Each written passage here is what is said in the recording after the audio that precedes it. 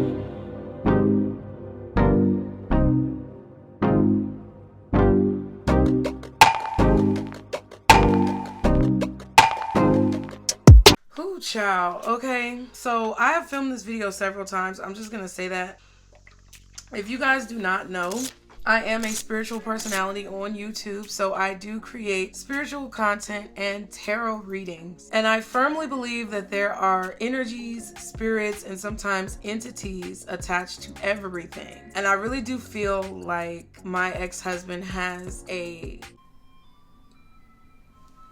Do you see what I'm saying? The fucking ice cream truck with that creepy music. I feel like my husband has a demonic entity attached to him, which causes him to react and do things in certain ways. But I'm not gonna get too deep into that because I do feel like it's not just him. I feel like it's his entire bloodline. If you guys didn't know, I made a video. He brainwashed our sons a long time ago. And I was just like really frustrated because I was having so many issues with my sons and it took so long for me to get a divorce.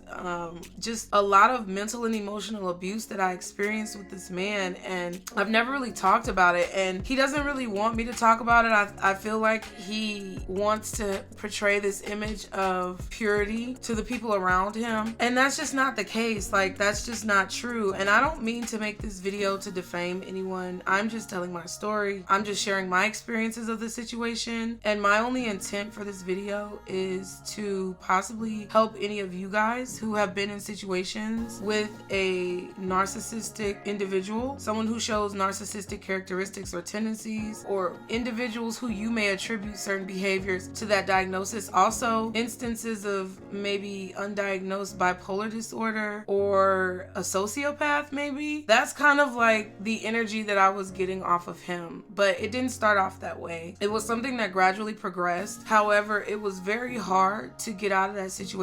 I was dealing with a lot of my own trauma that was unresolved and unchecked. I have since done a lot of work, and I am extremely proud of myself for the work that I have done, but it's a constant process. One of the reasons why I had to leave this marriage and get out of this situation was because the trauma that I was experiencing was being ignited by this person, and the trauma that he had experienced was going unchecked as well. And I just knew that it was a disaster waiting to happen, y'all. Like, I knew that it was a fucking problem, and I knew I had a problem, and I knew it was something that I had to deal with. So the major ways that I got out of this situation, I would say there were 3 things that I did to get out of this narcissistic situation, which was number 1, making sure I didn't get pregnant again. Okay, we have 2 kids together. My kids are beautiful, they are amazing, but I got pregnant back to back. So I have technically Irish twins. They are soon to be 12 and 11 years old, but they were born technically a year and a week apart. And it created a lot of conflict for me leaving this situation because I had 2 mouths to feed. And I think he put a lot of guilt on me as being the catalyst to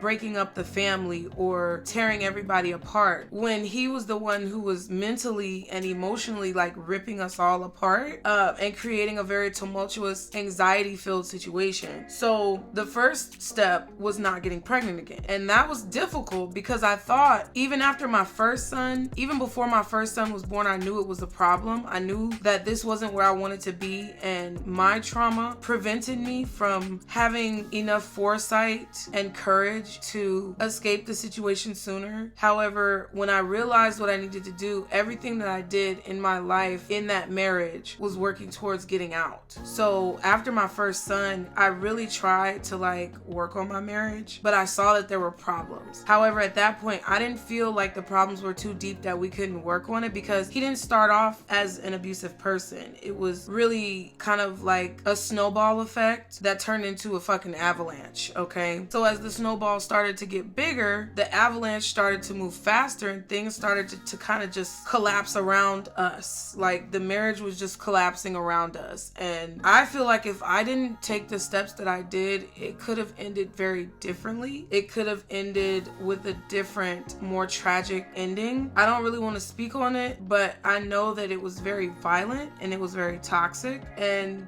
there are lots of stories of people who either don't come out of a situation alive or they don't come out of the situation free. And if I had stayed in that marriage, either it was going to be me or him, and I was either going to be dead or alive, or he was going to be dead or alive, or one of us or both of us would have ended up in jail. So I knew that there was something I had to do, and the first step was not getting pregnant. So I made sure, after I had my second son, which I actually got pregnant with him on birth control, but after I had my second son, I made sure that I had a different birth control to be able to use for situations where I had to fulfill my wifely duties. Let's put it that way, okay? Because there were a lot of situations where I didn't want to, but I didn't want him to be angry. So it was very degrading. It was a very degrading situation. And with birth control that was effective, it protected me from being in a lot deeper of a situation. Now, the second step for me was having steady income, having my own money, because I found that, first of all, he was extremely lazy. He was extremely dependent. I had money coming into the relationship, which I feel like is the only reason why he wanted to continue a relationship with me. I don't think that he really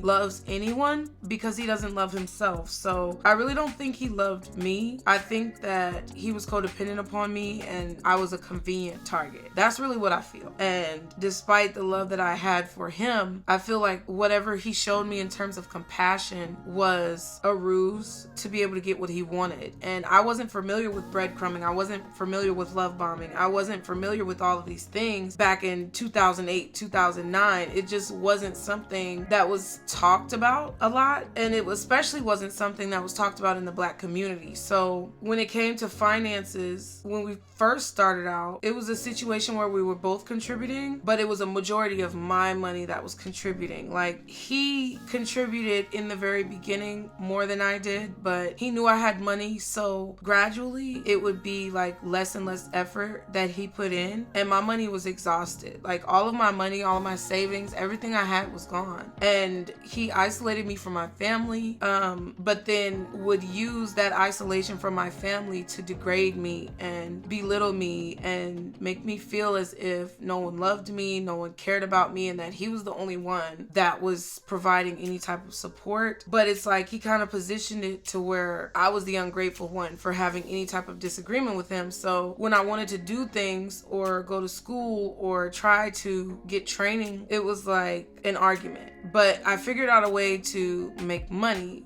Even though certain things I tried didn't work at first, like I tried to be a medical assistant, I couldn't get a paid job. I got a volunteer externship, like after my extern, they said that I could work unpaid for like a month and then I would have a job offer that I could either accept or not accept. That's when I found out I was pregnant with my second son, and he did not want to spend the gas money to transport me to this opportunity, so I couldn't take it. I ended up starting to serve tables after my second son was born, so I got a serving job, which if you are in that situation, I definitely would suggest serving. If you can get your liquor license, that's even better, but I could not pay for a liquor license because he wouldn't give me the money to pay for the liquor license. And yeah, so I just served tables at Steak and Shake, and I made a good $1 at Steak and Shake, but I ended up having to work 2 jobs because he lost his job after I started working there, and we had to move in with his parents. He was content doing that. I was not. So I worked 2 jobs to basically get us into another apartment. I should have left him there, but I needed whatever income that he had coming in, which is kind of like contradictory, I know, but I feel like if I did not have his income, then I wouldn't have gotten approved for the apartment. And like I said, after I had my kids, everything was a plan to escape. So when you're in a situation where there is covert mental and emotional abuse, you have to be very careful. There were a lot of family members and people that he had around him, so there was no one who I could really turn to, and they were gonna position me to look like the negligent, horrible parent. It had already started. When I was at his parents' house, his father called the police on me, said I was beating my kids. The police came, proved that I wasn't beating my kids. That has continued throughout the years, positioning me to look like a bad mom when I'm the one who's working all the time, contributing majority of the finances, and literally taking care of everything else for the household at home. So I couldn't just leave him there and go get another apartment. I needed his income, and I needed to make it so that my kids were safe and I was safe and everything would be as copacetic as possible. But long story short, my children ended up traveling to see his mother in a different state because she had also been through the same narcissistic abuse with his father. And because he had isolated me from my family pretty much kind of abandoned me at that point. They had tried to help me in the beginning, but I was being hard-headed. And I'm not saying, I don't want to come off like I'm a victim because I don't feel like a victim, even though I know I was a victim. However, I know I made certain choices, and as an adult, you have to take accountability for your choices, and I'm really a firm believer on that. So in taking accountability for my choices, I know that my family got tired. I don't agree with the fact that they abandoned me when I actually snapped out of it. I don't agree with that because I finally came to my senses, and when I did, they were like, we don't want to have anything to do with you. And I get it. There were a lot of difficult situations and a lot of arguments and a lot of like convincing that went on. But when you're in a situation where you're brainwashed or you are groomed, because he literally groomed me. He was older than me, but not extremely older than me. But he was raised in the grooming of his father and his mother in that situation. So all he knew was grooming. And that's kind of what happened. Me being in the mental state that I was in, I don't think my family really understood what I was going through, coming off of the loss of my mom at such a young age, 13 being such an impressionable age, and then having to completely uproot my life from one state to another. I don't think they really understood, and they tried to help me, but I was very I was very against receiving the help that they were trying to give me. So I know they got tired, and I can understand that. So that's why I took it upon myself to find a way to get out of the situation. And for me, that last apartment, it was like that was the last straw, because a lot of things had went down. Like during Thanksgiving, I was trying to like make sweet potato pies with me and the kids, and he would just be walking around getting drunk and just not want to, like, why should I help you? Like he asked me, why should I help you with that? Like, why do you even want me to help you? Because it's a family thing, but you ain't mama. Like, that's what it was all the time. So I really got tired of it. I should have let him leave when he wanted to leave, but I was like really angry. I didn't want him to have anything, and I can admit that because I was really hurt because I loved.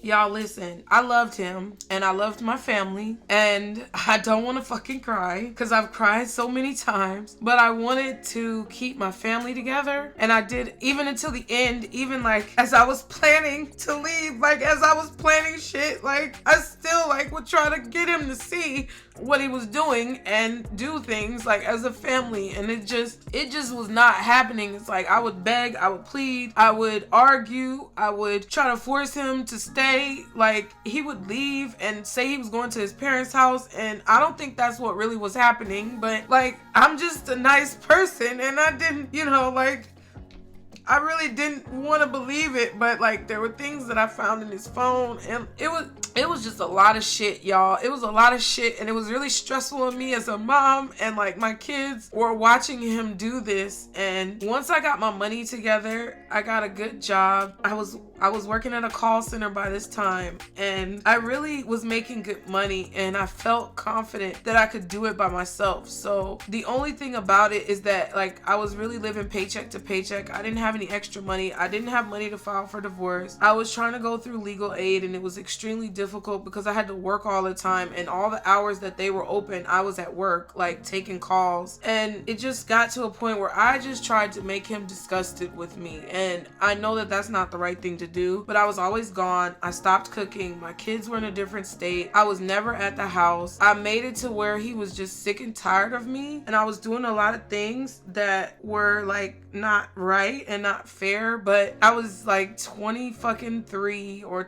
whatever. I think I was like 23. My son was 4, so yeah, I was like 22, 23, and I just wanted to make him disgusted with me. Like I would go to parties, I would club, I would be hanging around people that I really didn't have no business hanging around with, and he would know it. Like I wanted him to leave. So he finally left and got his stuff out, but he stalked my house for an extended period of time. Him and his brother ended up breaking into my house with a gun, acting like they were gonna rob me and trying to scare me in a situation. He ended up going to jail for domestic violence. I don't know what the charges were, but he wasn't allowed to have any violent contact with me for a long period of time, for like several years. And that's when like the covert, like the super covert control and narcissism came out, because I got his name taken off of the lease, but he continued to stalk me. He stalked me ever since. I feel like he still stalks me now. I have been dealing with reprogramming my children's minds, because he tells them things about me that are negative and tells them things to confuse them about me. He's continuously called the police on me. There was a time where he was supposed to be the one picking my kids up, and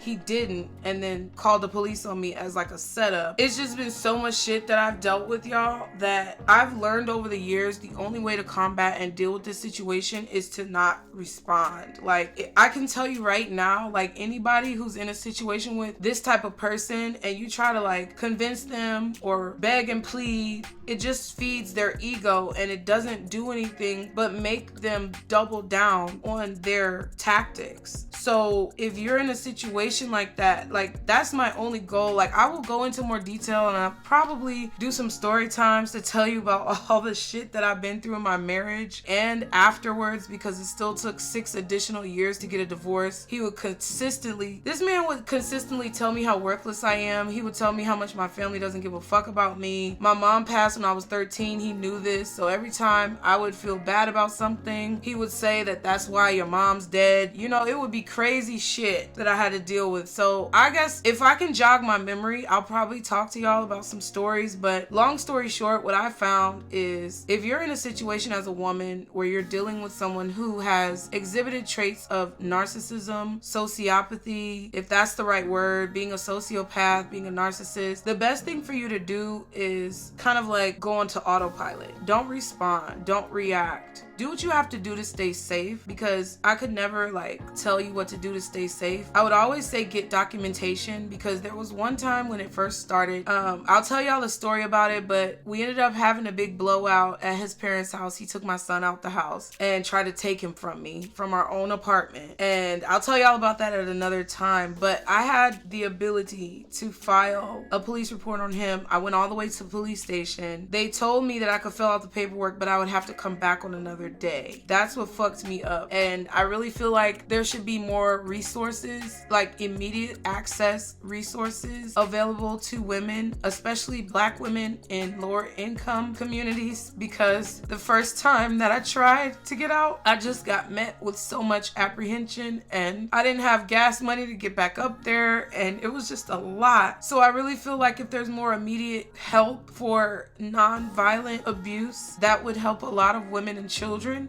if society cared.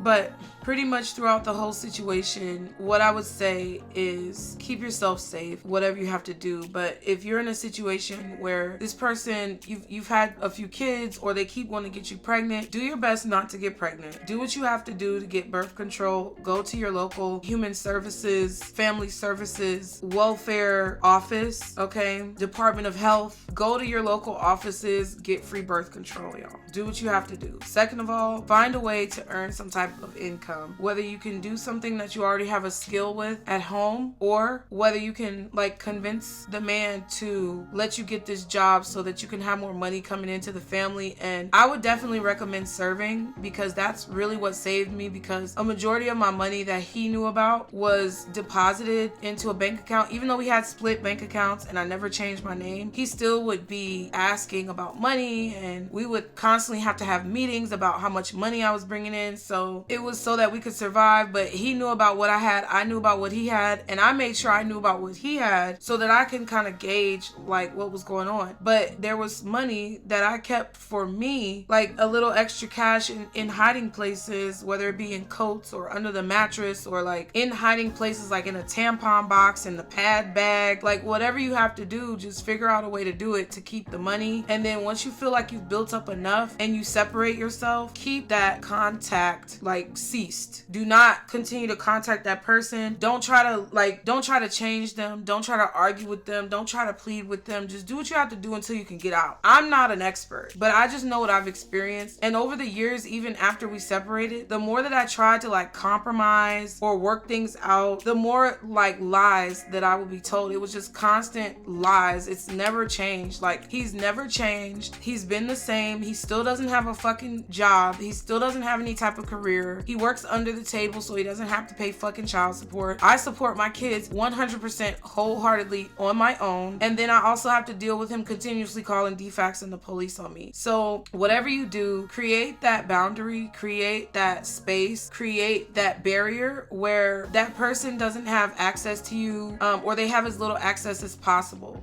Definitely try to make sure that you meet in public places if you have to give visitation, and make sure that you guys are communicating possibly through like a co-parenting app. But if you can't, make sure you keep documentation. Make sure you record conversations that get out of hand, because that's what I wish I would have done, was record more conversations. And just make sure, like, if possible, he doesn't know your address and where you live. If at all possible, also when you're around him, make sure that he's not doing anything with your car, because sometimes people like to put tracking devices on cars, and I just have experienced a lot of things, and I feel like there might be a tracking device on my car right now, but I don't know. I'm not trying to be crazy or anything. Like, I haven't seen anything. The car dealership hasn't seen anything, but I don't know. But I just made this video because I wanted you guys to know what I know, and maybe it'll help you. I also just wanted to get that shit off my chest, and it's crazy that it took like 3 tries and 2 days to make this video. I definitely feel like there's a demonic attachment on him that is trying to like smother out